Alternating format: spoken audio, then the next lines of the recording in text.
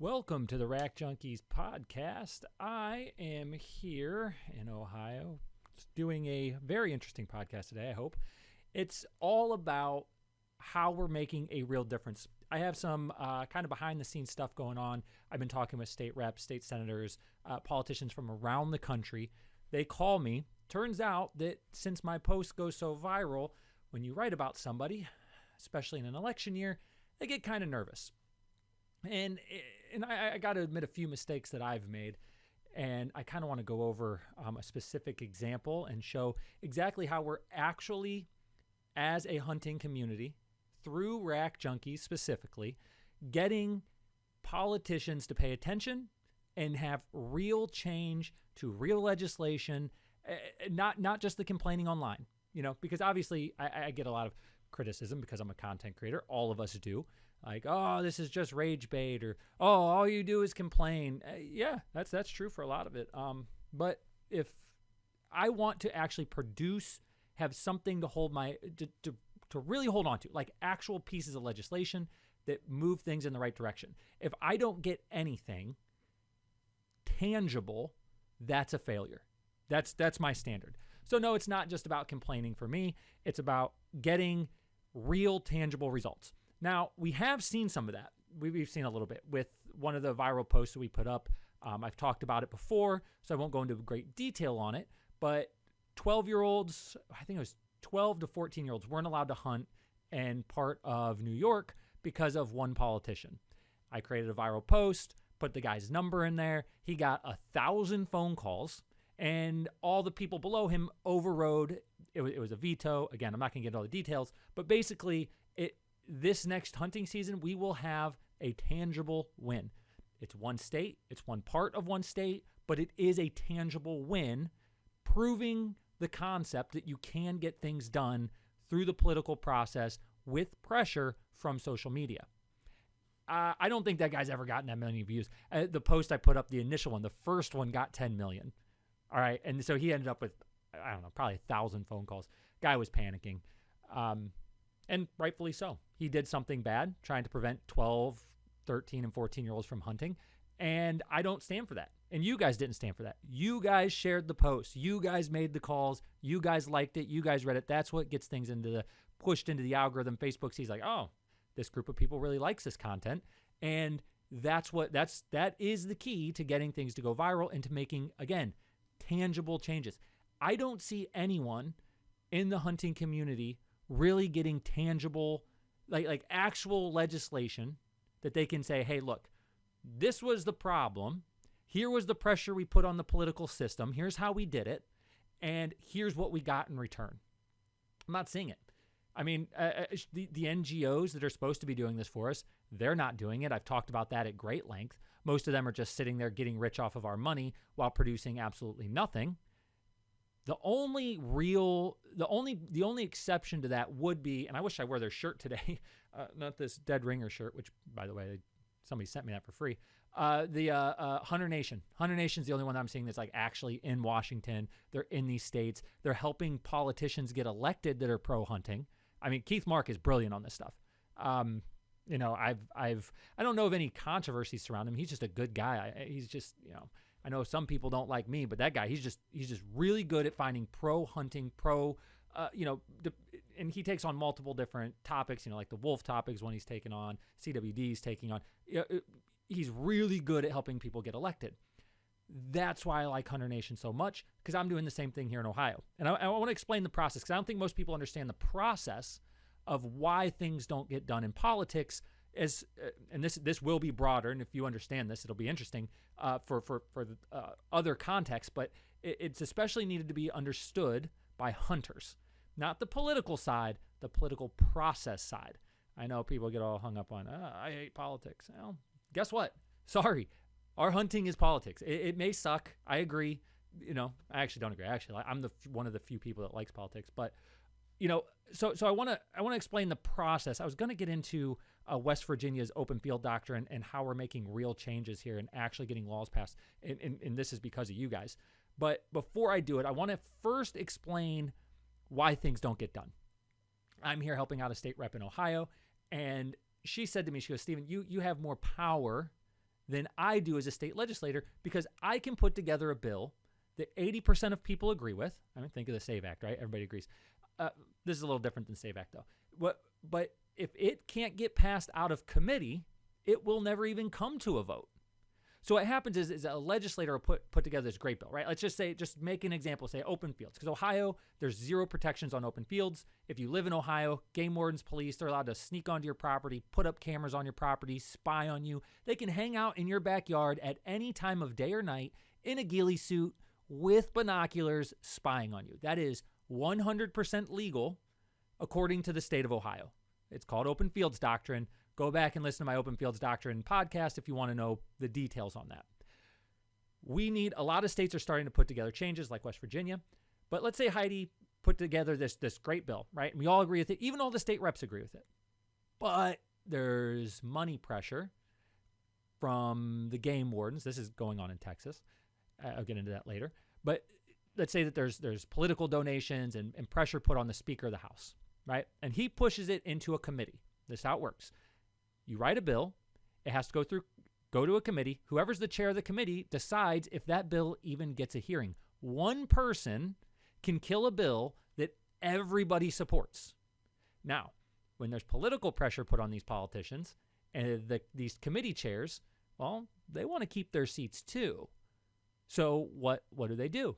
They have to listen if there's political pressure put on them. And that's exactly where I'm pushing. And the reason why I'm pushing on West Virginia, because J.B. Akers, who actually I've had multiple conversations with him, head of the House Judiciary Committee, very important person out there, very smart guy, by the way. I talked to this guy, very, very sharp.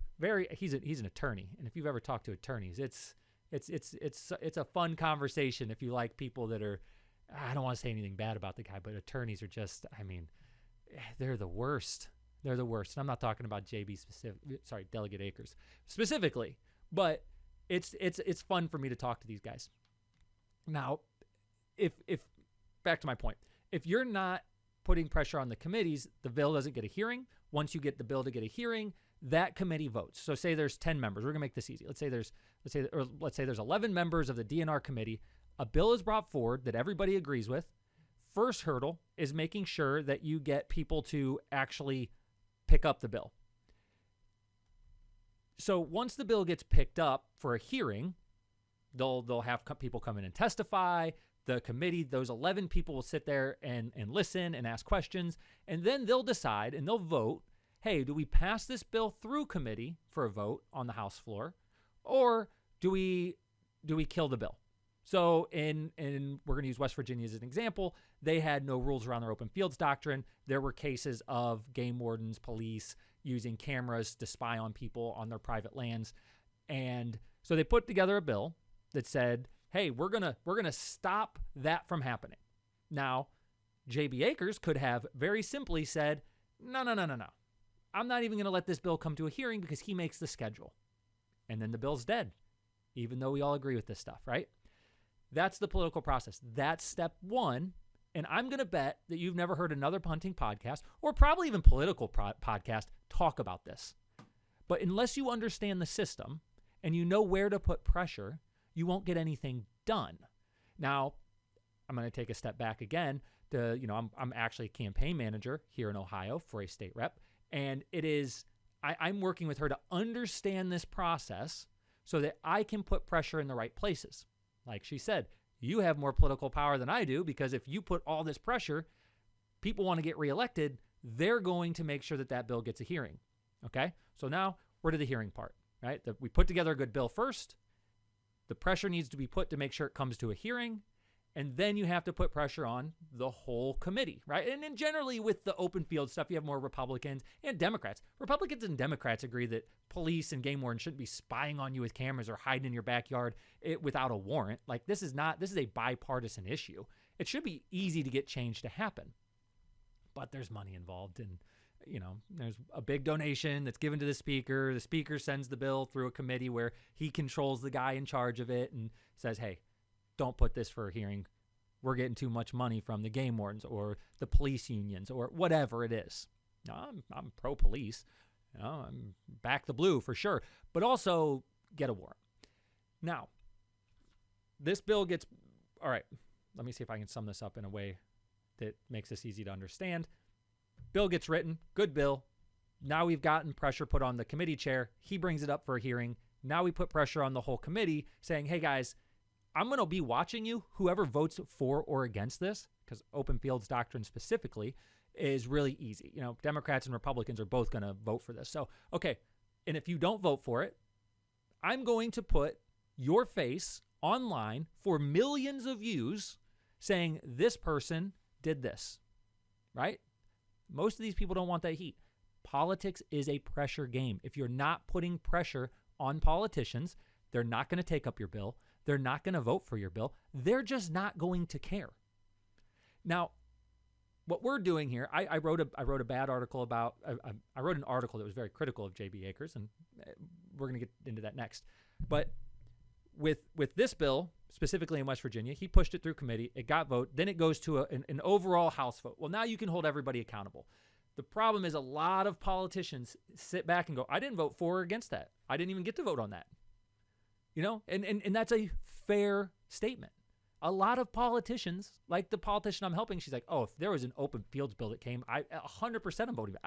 I'm all for private land rights. I'm all for privacy rights. I support the Constitution, which is what open fields is generally, obviously. Open fields, Fourth Amendment. Again, go listen to that podcast so that you can understand it. It's a great podcast explaining exactly what open fields doctrine is, the Fourth Amendment, the Ninth Amendment, how it applies, why it's good legislation. It's a couple podcasts, but it's from a few weeks ago. It's pretty easy to find. So they, in West Virginia, they got this bill passed, right? This is good. But it doesn't completely eliminate open fields doctrine. It just stops them from putting cameras on your property. J.B. Akers, the head of the Judiciary Committee, did push it through, but he didn't do everything that I wanted, right? Like, I'm not going to pretend like he did. I'm not even going to pretend like I know. Well, I think we kind of agree now. But he put forward a bill and said, hey, we're just going to take up this one bill. We're just going to take up this one part of open fields doctrine, not the whole thing. And I didn't like that. And for me personally, that made me mad. So I want to first make it clear that we are making a difference. All right. That these people, I'm getting numerous calls. I've received 3 phone calls today, 2 phone calls yesterday from either state delegates in West Virginia or state senators. And one person that was high up in the DNR. I got to keep some of these names private. I'll talk about some of them.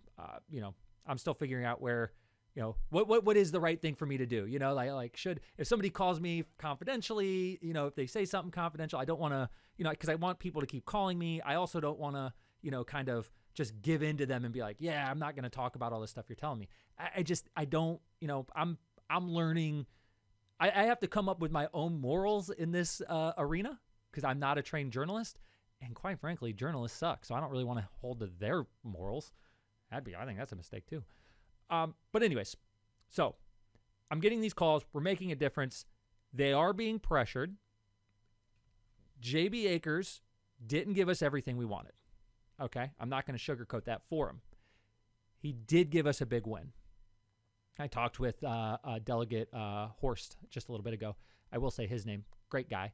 He's a big proponent of the Fourth Amendment, big proponent of freedoms. I mean, this guy's great. I mean, he's everything you want in a state rep. As a hunter, as a pro-freedom, as somebody who believes in the Constitution, he's what you want. I will give this guy credit. What he said to me was, JB's a good guy, I like him, we don't agree on everything, but he gave you a first down. He gave you a couple first downs. This was his analogy. He goes, he didn't give us a touchdown. He didn't throw an 80-yard touchdown pass. But he gave us 3 or 4 first downs here, and we're driving down the field. And so do you want to do you want to be critical of him here, or do you want to give him credit and let him keep getting us first downs till we get what we want? And I think that's an important lesson to learn. And the comparison I would make, because I'm a very libertarian guy, I'm on the right side of the aisle, generally on economic issues, freedom, I want to be left alone, that kind of thing. But JB, not JB, but I guess the comparison I'd make would be like two politicians I like, Rand Paul and Thomas Massie. All right. Thomas Massie, I agree with him on almost everything, right? Like, he's the libertarian guy, cut the spending, pro-freedom, America first. Like, he said all these things. I'm all for it. But he was an incredibly ineffective legislator. I hate to say it. I'd have voted for the guy. But instead of getting things done, he decided to go online and complain constantly. I don't like that Trump kind of, pushed him out personally. I don't like that. But at the same time, he wasn't getting things done. He was not willing to use his political power to get first downs. He said, either you throw a touchdown, I'm one vote, so if you write the bills the way that I want them, you're going to get 2 or 3 votes. They're never going to pass. But you either get me a touchdown or nothing. I'm not going to accept you driving down the field with first downs and getting the touchdown later. I'm not going to accept that. And I think that's a mistake. Rand Paul, on the other hand, especially in the first term of Trump, he would argue with Trump, and Trump would go at him online, right? Like he was like criticizing him, Rand Paul's ugly, Rand Paul sucks, right? He did his thing. And then, Rand Paul would be like, I'm not budging. And then they would come together, they would have a meeting, and Trump would move that bill 5% in his direction, right? He's just one vote. He used his political power to move the bill in the right direction, and then he had the vote. He didn't get the touchdown, but he said, you know what? I don't like this bill right now. I think that this bill, we need to get a first down on this play. Let me get a first down. And if we want to get more and more first downs, we want to get more and more touchdowns, we need to elect more politicians like Rand Paul, like J.B. Akers, like Horst, like Heidi Workman. We have these people around the country that are getting us first downs. And so I, for the third time ever, took down an article I wrote. Because I don't take down articles. If I'll correct things, I'll say I was wrong, I'll do all that, but I don't take things down because even if I get something wrong, that should hang on my shoulders. That's who I am. I took down the article that was critical of J.B. Akers because he didn't give us the touchdown. He gave us the first downs. And I thought about it. He called me. Wasn't happy. Not super nice either, by the way. I tend to not take too kindly when somebody's really yelling at me and being very critical, even if, yes, I disagree with them on some things. But I did feel that where this social media platform has gotten with Rack Junkies, the Sportsman Party, Aaron over there is doing a fantastic job pushing, the news side of this as well. The hunting news page, the long. I mean, we got massive reach. We average. My goal is 4 billion views this year on Facebook. So over 300 million a month. That's the goal. If we're going to use that to get first downs, we need to give credit where credit's due. Aaron said this to me the other day. He goes, a politician is like a dog. Like a puppy. When they go outside and they go pee, you give them a little Scooby snack. And when they pee on the floor, you rub their nose in it. And that's what politicians are like. And I really like that analogy because J.B. Akers gave us the win. Why am I being critical? Now he's not done, but he got the first down. You don't yell at your quarterback for getting first downs, do you? He got us a first down. And by the way, in our conversation, he said that he wants those other things passed as well. So now when I have a seat at the table and I can talk to him and I can be the conduit for the people listening to this, for the people that are, obviously liking and sharing my posts. I hate saying that. Like and subscribe, millennial things. But you guys do that and it does make a difference because when content goes viral, positive, carrot, or negative, the stick, it puts pressure on politicians to actually represent the hunting community. And I think that's important here in West Virginia because now I have all these people calling me from West Virginia saying, hey, look, we're going to get you some more first downs. We're working on this. This is going to happen. I love the fact that you're doing this. Politicians call me all the time. Hey, we love that you're putting pressure on the Fourth Amendment stuff. We love the open fields pressure. It's helping us get things passed. And I think that I'm not seeing anybody else get anything passed because quite frankly, Rack Junkies, the Sportsman Party, we kind of create the news in the hunting industry now. I mean, you have a few others like Steve Rinella, Meat Eater. He does a little bit. But other than that, Wide Open Spaces doesn't. I grew up reading their magazine, reading their stuff. They didn't figure out the social media thing. I think they're good people over there for the most part. I don't really remember. Field and Stream. How many bills is Field and Stream getting pushed through? 0? When was the last time you read a Field and Stream article? I don't remember. As a kid, decades ago. I don't read magazines. Nope, none of us do. They're barely even online. They don't push hardly anything. Their social media game's horrible. Outdoor life. Outdoor life is very much They're actually a very left-wing hunting organization. If that's you, that's fine. I mean, that's your position. They do a little bit, but I find them the only ones that are effective at all, really, but not very. You go look at their numbers. They're not really pushing the ball forward. So we need, as a hunting community, to come together through debate, through disagreement, and make sure that we are getting tangible changes. Now, here's something else that I've noticed. When I send an article that I'm about to post to a state-level politician, I get a call back within 24 hours. It would blow you away. People know who I am now. You know, I have contacts inside of a lot of these state legislatures, and I'll send them something like, hey, I'm getting ready to write an article on this guy. I'm sending them an email. You know, I just want to make sure that they get it. I want to be fair. I want to make sure that they see that I'm going to be critical of them or I'm going to praise them. You know, and within 24 hours, I'm getting phone calls. Hey, let me talk about that. Well, here's the pressure campaign I was talking about. You know, for good and bad. Carrot or stick. Both sides of this. I write a bad article about somebody saying, hey, call me up. Tell me where I'm wrong.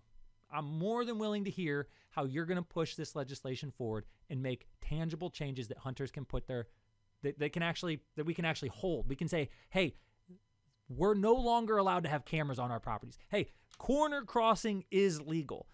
Hey, you know, we're gonna put protections in place for drones. The CWD stuff that's screwing you over. Yeah, actually, we're going to be limiting what they're allowed to do here because the science doesn't back it up. Now, obviously, the CWD thing, I'm not going to get into it on this podcast. I have previous podcasts on it that you can go back and listen to. Because again, this podcast does kind of build on itself a little bit. I'm noticing that. Now, as I get better at podcasting. Hopefully the people listening to this understand the CWD debate, and if not, follow Rack Junkies. You're gonna learn a lot quick. The other thing I've noticed is that, to the point of all of the pressure and the fact that we make hunting news, is that I get sent stuff all the time. I get sent YouTube videos. Right? I don't really post much on YouTube other than this podcast. And what happens is I will see people talking about me. Right? They're talking about like, hey, look at this CWD thing. Look at this open fields thing. Look at this corner crossing thing. Look at these look at all of this wasted money inside of our game agencies. And they're making videos on it. And sometimes they use my name. Sometimes they dance around it. Sometimes they cite me directly. Same thing with TikTok. I got a TikTok video the other day. I forget who it was. But it had like 10,000 likes on the video. It had maybe close to 1 million views. And it was all talking about CWD, and it had my article right there pinned on there saying, hey, look, this is what I read. This is where I'm getting some of this information from. So obviously this is expanding beyond just Facebook into other platforms. It's expanding to the state legislatures, and we have their attention, but we have to keep their attention. Now, how do we do that? This is, obviously viral content. You guys make all of that happen, but that brings me to the third part of this podcast is the debate. Debate's good. Disagreement's good. We got to get past this whole this really dumb narrative of, well, if we disagree or we argue about something, all we're doing is giving the antis ammunition. It's like, what? What?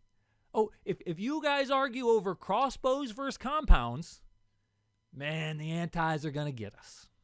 Like this is a super popular thing to say online. You guys are disagreeing over CWD. You're critical of the game agencies.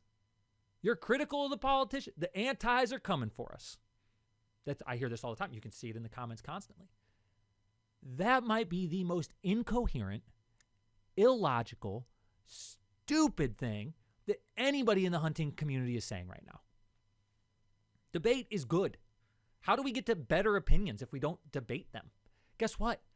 I've been wrong about things in the past. You've been wrong about things in the past. We're wrong about things right now. We have opinions that are not fully formed on lots of different topics. How are we ever going to win if we don't have, one, calling out the bad behavior in the hunting community, and two, at least debating and coming to some level of agreement? I'm married. I've been married a long time. And I can't just, if me and my wife have an argument, it doesn't go away. If we disagree on something, it doesn't get better by ignoring it. Tell me, in fact, think about this. What problems in your life have gotten better from ignoring them? What things have you disagreed with your spouse or your parents or anybody where there's a major disagreement? What has ever gotten better by burying your head in the sand? They don't. They get worse. They fester, actually. So not only are they wrong when they say, hey, you got to stop disagreeing with each other because you're giving anti-hunters ammunition. Not only are they wrong, the exact opposite is true. In fact, they couldn't be, it's not even just being wrong. I've been wrong before. It's that what you're saying is the exact opposite of truth. We have to have the debates. And we can have them in obviously a respectful manner. I try to do that. I'm guilty sometimes of being, a little condescending from time to time. I'm not going to pretend that that's not true occasionally. I mean, if you follow me on Rack Junkies, you'll know that. But I will say, I'm going to try and get better. We still have to have the discussions. So I put out a post about this the other day, because there was a specific podcast, Southern U. They were talking about open fields doctrine, and they disagreed with me. It's just fine. And it was basically a big, long podcast about, them saying, I understand both sides. I get it. I understand property rights. I understand it. But we really need to be able to put cameras on your property and sneak around in ghillie suits and spy on you. I might be over-exaggerating how they said it a little bit, but that was the crux of their position. Now, they never explained why at all. They never once explained, they never gave the landowner side. There's we get it, but believe us. Right? It was incoherent at best. It was full of straw man arguments. It was very I was very unimpressed with the debate, and about the 50-minute mark they start talking about me. This guy who calls himself an outdoor writer, whatever that means, with millions of views in his echo chamber. Wait, my millions of views in an echo chamber? What? Hundreds of millions of views a month echo chamber? Have you looked at the comment section? My page is full of people who disagree with me. Full of them. In fact, I engage with the people who disagree with me so that their comments go to the top so that people can see their points of view too. Because I believe in debate. Now, I did reach out to them and say, hey, you want to have me on? Let's talk about it. We can do this in a respectful way. If you're going to talk about me on your podcast, at least say my name and invite me on. Let's have this discussion. Maybe I am wrong about a few things. Maybe I haven't considered a few points. A debate there would be helpful for both of us. But I haven't heard back yet. It was about 4 or 5 days ago. I've messaged them. They've seen the message. You can tell when somebody's seen the message on Facebook. Still no response. But then again, most people, when they disagree, won't come on. Which brings me to what I'm doing with this podcast. I am setting it up. In fact, I just set it up today to have guests on. Problem is that the guests that I want to have on are people who disagree with me. I want to have people on that say, hey, you know what? I think you're wrong about CWD. Okay. And shout out to Jason Sumners, the single person who ever came and did an interview with me who disagreed with me. He's the only one so far. And now, and I've contacted scientists. I've contacted so many people. I've put so many posts out there with tens of millions of views saying, hey, if you disagree, call me, message me. I've had one other scientist ever reach out, and turned out we agreed on 90% of the issues. And in fact, half of the things we disagreed on, she was actually right. Right? And I wrote some follow-up articles on that. You know what? I overstated this one thing, and the people who are mad at me actually do have a point here. I wrote a follow-up article. I think that's important. But that's what this podcast is going to turn into. I want debates. I want people on that disagree with me. I want some people on that agree with me too. Some people that have maybe some information that I don't have, maybe are more of an expert in an area than I am. I do dig really deep into a topic before I start talking about it, read the bills, read the science. I spend most of my day reading government documents, court cases, Supreme Court decisions, laws that have been passed, the actual, scientific research itself. I have scientists who send me their stuff. Dr. Christopher Seabury, a brilliant guy. Every time he gets a new study out, he's like sends it to me. He's like, hey, here you go. And it takes me a little while to understand his stuff, but I dig into it.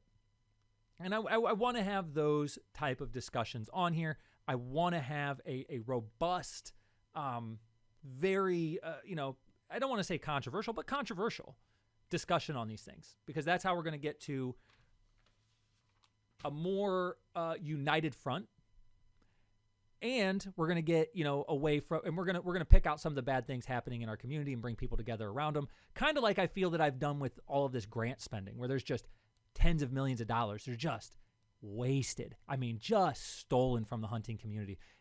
Every ordinary guy out there, unless you're part of the industry, you're like, it's completely on my side on this, right? And so, we are united, but it is the average guy versus the industry on this.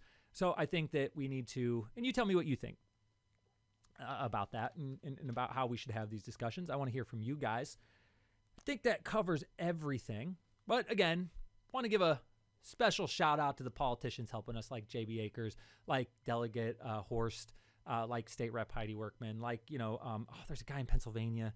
I forget his name. But anyways, I get calls from too many people to even remember. I have notes. But we're going to make some tangible changes that we can hold our hats on. We have a couple of them right now, but that's not enough for me. I want to see open fields doctrine put common sense laws in place across the country.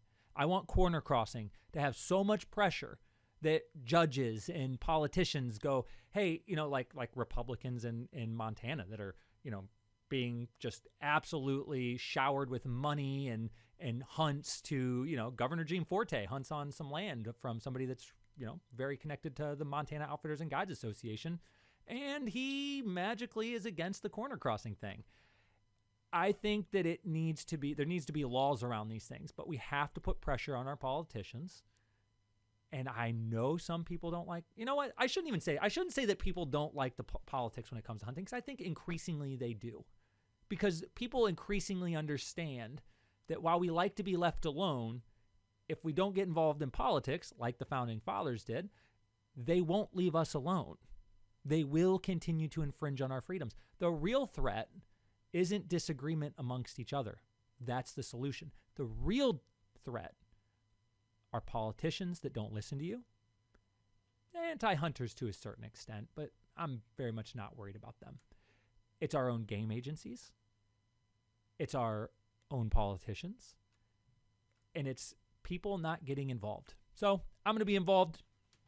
Please like these posts, share them, just read them. Even just spending the time to read them helps them go viral.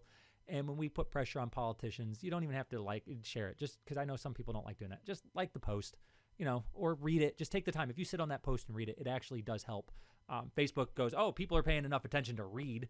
That's probably the biggest tick in the algorithm now, is when people will sit there and actually spend the time to read to understand something, whether they agree with it or not. Facebook goes, oh, well, people care about this. And I think that's good. And I'm trying to use it for good. I'm open to criticism. And again, if anybody who disagrees with me wants to come on, similar to how Charlie Kirk did things, when he would go to his, obviously I'm not comparing myself to him, way smarter, way wiser, I'm not comparing myself there, but to the extent that he would say, people who disagree with me, come to the front of the line, you ask your questions first. Well, people who disagree with me, you guys come to the front of the line and let's do a podcast together. I genuinely want to have these discussions, and it is very difficult. It's difficult to find somebody who's an expert in something, because there's a lot of idiots. I don't want just it wouldn't be fair to say the CWD crowd, because there's a couple of real idiots on CWD that are on the opposite side of me that I could have on. I want somebody that's like actually educated on like really to have a good debate. So I'm going to be doing that. I know I had some people on that post, like Spooks Band said, hey, come on, that's a guy that I would love to talk to. There's a couple podcasts I'm going on now, but there's some anti-hunters. That's the other thing. I have a couple of anti-hunters that said that they would come on. This is the crazy thing. Our own community won't debate me about topics we disagree on, even though they already know what I think about them. They can prepare. They can read all my posts. They can listen to my podcast. They can get every argument that I have and prepare for it. And I know little to nothing about them, and they won't do it. But anti-hunters will come on. I have anti-hunters going, nah, let's talk. Isn't that crazy? Why are anti-hunters have more stones than the hunters who disagree with me. I can't for the life of me wrap my head around that. Politicians, I'm going to start calling out politicians. You guys have seen me do that. I'll plaster someone's face all over social media and say, hey, good job. And that's again, politicians are like puppies. So say good job or rub their nose in it. And when politicians don't do the things we want, they need called out. So I'm doing my best. Let me know what you think of this podcast. I've got to go do some campaigning now because I am a campaign manager and it's a lot of work on top of what I'm already doing, but we need a seat at the table. I assure you guys, agree with me, disagree with me, that's all fine, but I am getting us a seat at the table inside, talking with the people that are making the rules, making the laws that we have to follow. So let's get involved. Let me know what you think. Be a millennial for the end of my podcast again. Like and subscribe.